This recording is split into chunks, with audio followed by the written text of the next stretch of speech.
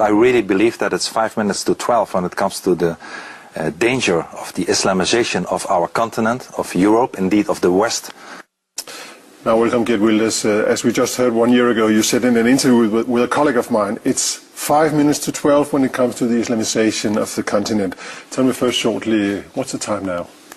It's still a few minutes to 12, maybe 4 minutes to 12, because the Islamization is continuing. Only in my country we had 140,000 immigrants last year. But there's also good news. Parties like my party are getting stronger. My party became second largest party of the Netherlands in the European elections last year. So there is also a lot amount of people, normal people, that fear the Islamization and really want the government to act. So a lot of people trying to stop the clock going. Well, more people, not a majority yet, but more people than ever are supporting parties like mine that want to fight for freedom and stop the Islamization of our societies. You've compared Islamization with a tsunami. Why is that? Well, because the amount of the influx of both the mass immigration from Islamic countries and also the demographical changes are enormously. For instance, we have in the Netherlands today, we have 1 million people from Islamic background, and there were not even 100 some decades, 100 years ago. So it's really went very fast, very quick, and nobody really thought, unlike the last few years, what the changes meant. And the public is dissatisfied with it. But how many of this million people represents to you a problem? I have nothing against the people. I have nothing against Muslims. Let me make it very clear. I even acknowledge the fact that the majority of the Muslims in Denmark and Holland and Europe are law-abiding people. But still I propose a ban of the immigration from Muslim countries, because I know that the more Islam, the more the Islamic ideology, which doesn't want to assimilate or integrate, but wants to submit and to dominate a society, the more they come, the stronger it becomes, the less freedom we will get, and the less pleasant our countries will become. If we take an overview over the whole of Europe, 25 million Muslims are living around Europe. How many are we talking about being a problem here? Yes. Well, in the whole of Europe, if you look besides the European Union, the numbers are higher. It's 50 million Muslims today. And it will be doubled in a few decades' time. In the year 2025, 1 out of 3 children born in Europe will be born out of Muslim parents. So with the immigration and the demography, it's going very fast. And once again, I'm not saying that those people are problems. I have nothing against people, against Muslims, but the stronger religion, that's a problem. Yes, well, I see it not so much as a religion, I see it more as a totalitarian ideology. For Islam really wants to submit, wants to dominate our societies, doesn't want to be part of our society like Christianity or Judaism, which are originally part of our societies. So if this becomes stronger, you know that Islam, you know that the Quran, you know that Sharia law, which is part of the Islam, has nothing to do with freedom, has nothing to do with the rule of law. Sharia means that women, that homosexuals, that everybody who is not a Muslim will pay a very high price. But still, Mr. Wilders, I'm asking, who's the problem here? Well, not only the people. Like I said, we have nothing against the people, we have something against the ideology. The problem but some people represent this ideology. Of course, people tend to believe in it. And the biggest problem we face today is not only the immigration from Muslim countries and the demography, but also our weak leaders, the leaders of our countries, like the Netherlands and other countries. But again, what's the number of people we're talking about here?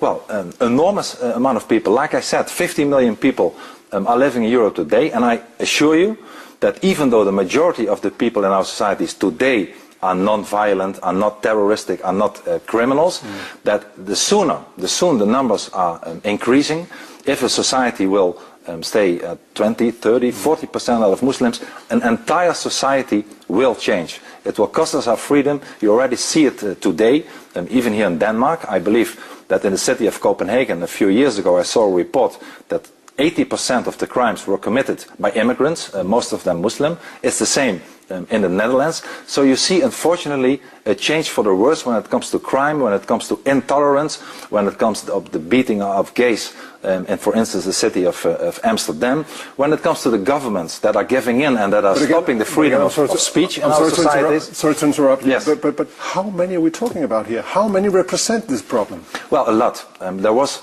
many surveys. What's a lot from your point of view? Millions, tens of millions. There was a survey. What about this tens of millions? Please, you asked me a question. I want to finish my answer. In the Netherlands, there was a survey that 1 out of 3 Muslim youth wanted to install Sharia. In the United Kingdom, we had a survey that 30–40% of the Muslim students there said that they want to get rid of democracy, also want to install the caliphate, want to install the Sharia. You see the same numbers in Sweden and even in your own country, Denmark. You see that it's still a minority, but a huge amount of Muslims really want a different society than the democratical society that we have today. And as long as they are not a minority, but as soon as they start becoming stronger, they will, I'm sure, change their tune, and it will be too late to fight back. And if you were the one to decide, then what should happen to all these people, to these millions of Muslims? Well, the people are already in our societies and don't want to go back to their countries on a voluntary basis. I have a very clear message. If you abide by our laws, if you abide by our values, by our rule of law, by our constitution, you are very welcome to stay. And you are equal as anybody else, and we will even help you. How many do you expect could abide this? Yes, but let me please finish my question. So if you abide by all the laws and values, you are welcome to stay. But if you don't, if you commit a crime, if you start thinking about jihad or Sharia, then it's very clear we will send you away, we will send you packing, we will strip you of the Dutch or Danish nationality, and we will send you away. So it's a red line, abide by the rules, and you are welcome to stay, and if you don't, we will send you away the same day, and at the same time we want to stop of the immigration from Muslim countries, from any Muslim countries to our societies. How many do you expect to abide the law? Well, unfortunately, you will see, even here in your country, Denmark, 70% of the population in your prisons consists of people from Islamic background. In Holland, it's unfortunately not so much different. You see all over Europe, if you look at the statistics, so it's not an opinion, I'm talking about facts, that if you look at the crime rates, that people from Morocco, Algeria, other countries are unfortunately, I wish it was different, but what would you do to all these people? What would you do to all these people? Well, we're talking about millions of people. Are you going to send them out of Europe? Yes, but if they abide by our laws, if they don't commit crimes, if they don't start acting like Sharia or jihad, they are once again welcome to stay, and we will even help them to integrate by giving them money for education whatsoever. But if they don't, there's only one solution, and that is to send them away out of our countries immediately. And this is the only way and the only language, unfortunately, that is needed. If it was not a few minutes to 12, but a few minutes to 9 p.m., we could decide otherwise, but we cannot afford to do so anymore. We have been talking too long, now we have to start acting in a tough way. And again, the number?